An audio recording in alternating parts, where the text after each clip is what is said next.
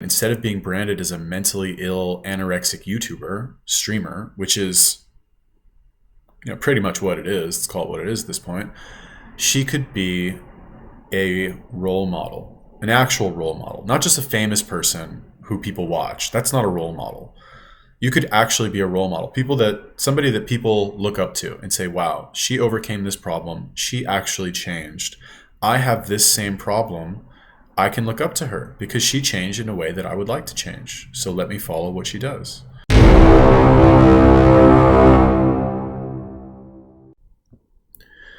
Eugenia Cooney, the girl everyone loves to hate.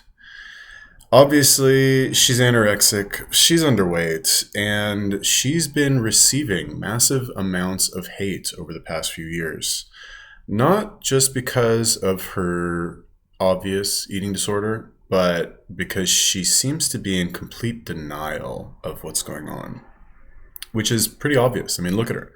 She's insanely skinny, refuses to acknowledge any of the comments about how she actually looks like a skeleton. I'm not saying, not to trying to be an asshole. She actually looks like a skeleton. Not a huge difference between her and a skeleton.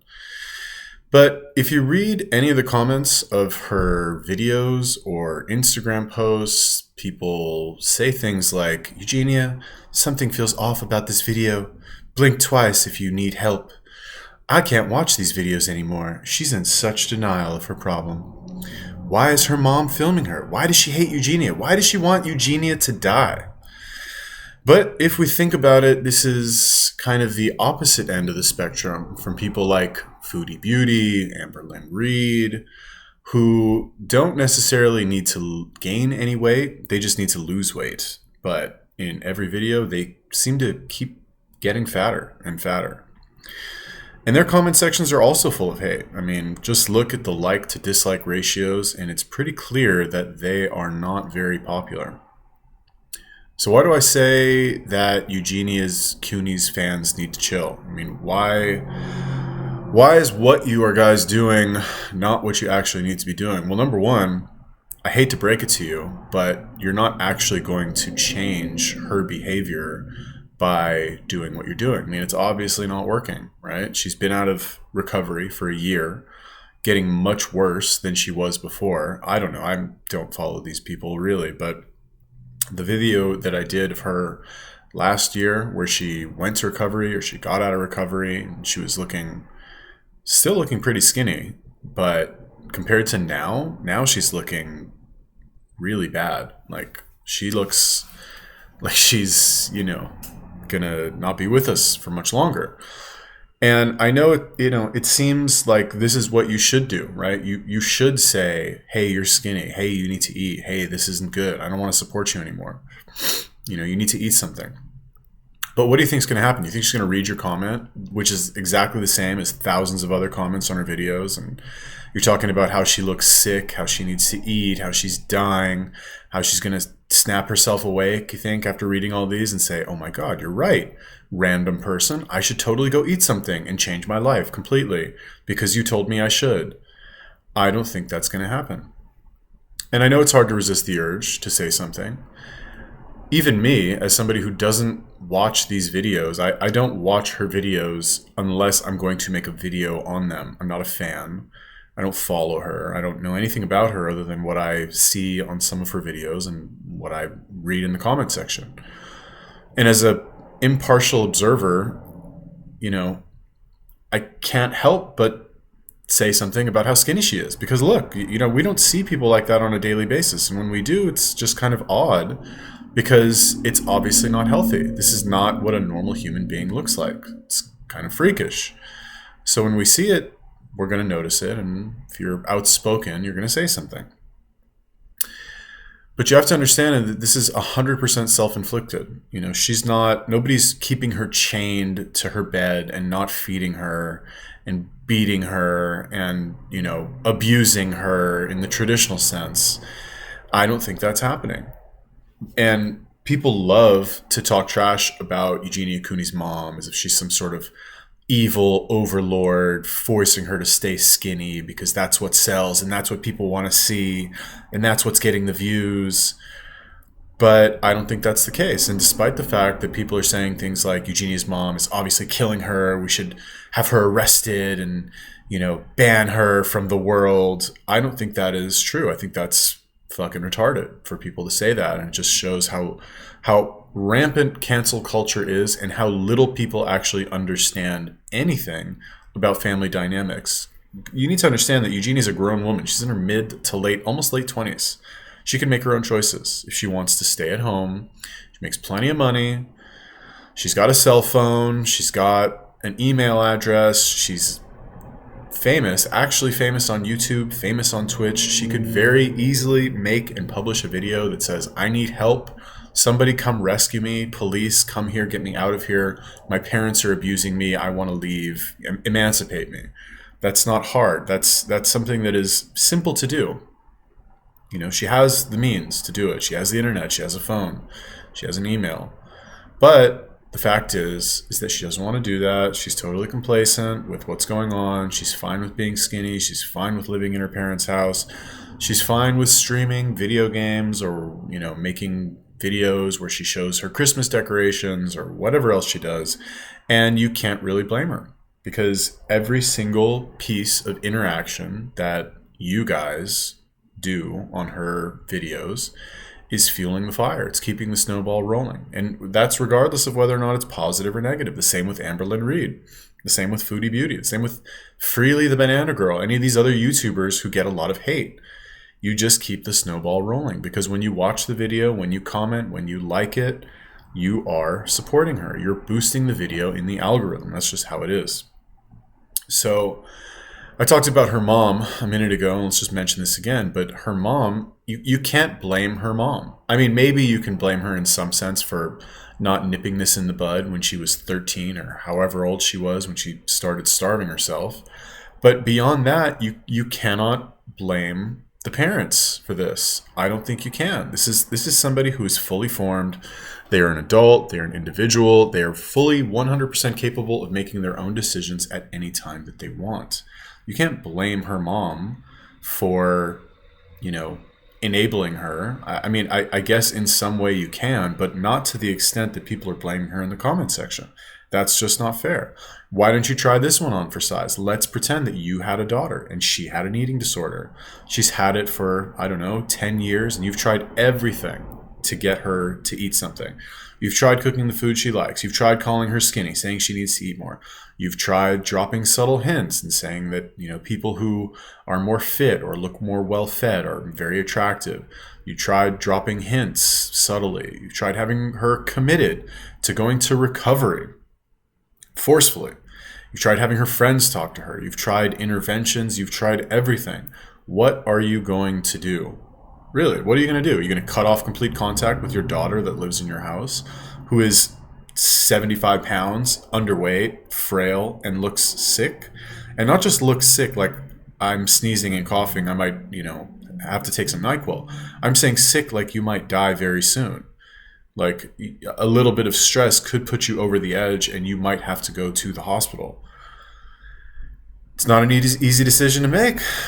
And while technically that might be true, that you do need to do whatever it takes, regardless of how powerful it is, which is easy for us to say in front of our computer screen, typing away a, sassy comment. When this person is living in your house, you still want to maintain a relationship with them, especially if it is your daughter. You want to do things together. You want to enjoy the time that you have together. And to make things more complicated, guess what? She's a famous YouTuber and a famous streamer. And sometimes maybe she needs help filming a video. So you have to help her film the video because she asked you. Because does Eugenia have any friends? I don't think she does. Would not be surprised if she has no friends and her mom is actually her best friend. Is that her mom's fault? No, what are you going to do? It's your kid. She's, sits at home all day and streams and makes videos, doesn't leave the house, probably doesn't have any friends. And you're there all the time because you're the mom. You're a stay-at-home mom. What, are you just not going to be your friend? Is that so wrong? Would you not help your daughter film a video because she refuses to eat? Would you cut off all contact with her even though she lives in your house just because she's not going to eat the dinner that you made or she's not going to eat chicken or whatever? I really don't think so, especially if you had a daughter who is, let's call it what it is, not long for this world, very much longer. She's probably going to die soon. Sucks to say that. She seems very nice. She's very pretty. She's got potential. People didn't like this. I said this on my last video. I said, oh, she could be a little hottie. She could be a little hottie. Eugenia could be smoking hot. She could be a stunner. We could see her on magazine covers. She's gorgeous. But when you look like that, nobody's going to put you on a magazine unless it's after you die and they're going to say, what happened to Eugenia Cooney? Where did we go wrong? You know, so what are you going to do? You're going to make her feel sad. You're going to say, no, I'm not going to film your video. And what's going to happen? You know, that stress of losing your only friend might actually kill the person in your house that you care about. Wouldn't you try to make things as comfortable for her as possible? Wouldn't you try to do that? I think that you probably would. I know I would. As much as I love to think that I would be the tough guy and I would say, no, you know, you have to do this. Otherwise, I'm not going to be your friend. And I'm not going to, you know, care about you anymore. It's easy to say that on the internet. It's not so easy to say or do when that person lives in your house. I'm just asking for a little bit of understanding for her mom. So, I mean, it seems pretty grim, not gonna lie. I'm not super optimistic about it. I mean, I know it's possible, right? I know Eugenia can make a healthy recovery. If I was in charge of her recovery, if let's just go to pretend land for a second, if somebody flew me out to Eugenia Cooney's house and I knew that I would have 100% compliance with her to get her to do whatever I wanted her to do, I know that within 3 months, 90 days, she would be better than she's ever been in her life. Guaranteed. She would be living a normal life. She would be at a good weight. She would be fit. She would have, you know, muscle mass on her. And we would do it in a very safe, very gradual way. Wouldn't, you know, do crazy workouts or anything like that in the beginning. Gradual increase of calories, gradual improvement in food choice, gradual workouts, very slow, simple stuff. But look, is that going to happen? I don't think so. Is she going to get a trainer, me or somebody else? Highly doubtful. Because it's this vicious cycle of you guys, yeah, your quote unquote supporters and fans or detractors or whatever you want to call it, you secretly like watching the downfall of another human being. That's why we like Jerry Springer. That's why we like Dr. Phil. That's why we like freak shows. We like looking at these people who are sick, who have problems, who need help, and judging them and puffing out our chests and saying, yeah, we're better than this person. That's right. You shouldn't do this. You should do this instead. You're a bad person. You should feel really bad. You don't really care about this person. You don't actually care. You just want to feel better. If you weren't doing this on Eugenia's videos, you would do it on somebody else's videos. You do it on Amber Lynn Reed. You do it on Foodie Beauty. You do it on some other girl. Because you just like attacking easy targets because it makes you feel better about yourself. Are you perfect? Are you an amazing person and you have no faults at all? Would it be impossible if you made a video for me or somebody else to take a look at your video and say, hey, why are you doing this? You're setting a bad example. I don't think so. I think you all need to be real with yourselves for a second, because if you really wanted to help her, as in improve her health and extend her lifespan, you would unsubscribe from her channel, and I'm not saying that you should do this, and not watch her videos anymore. And you would leave a very clear note that says, I'm unsubscribing from your channel because I don't think you are going to get better until you start getting zero attention for what you're doing.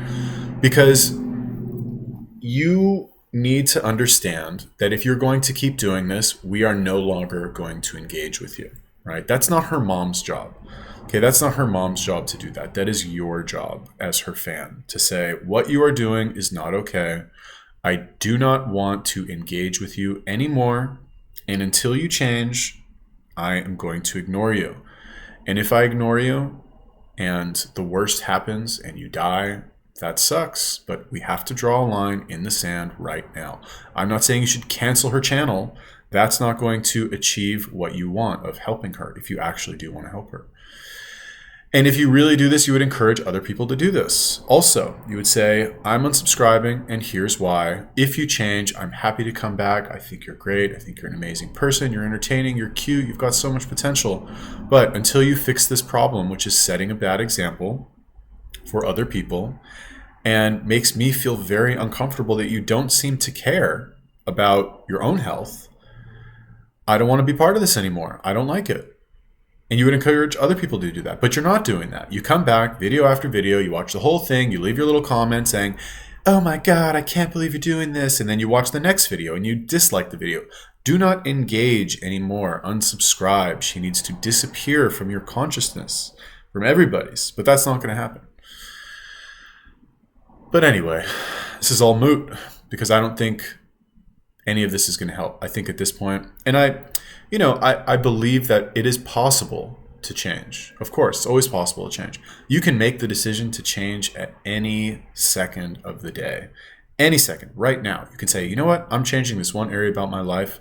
Done. That's it. I'm finished. And you change, and that is it. And the rest of your life is completely different from this exact moment right here, right now, whatever time it is, whatever day it is when you're watching this.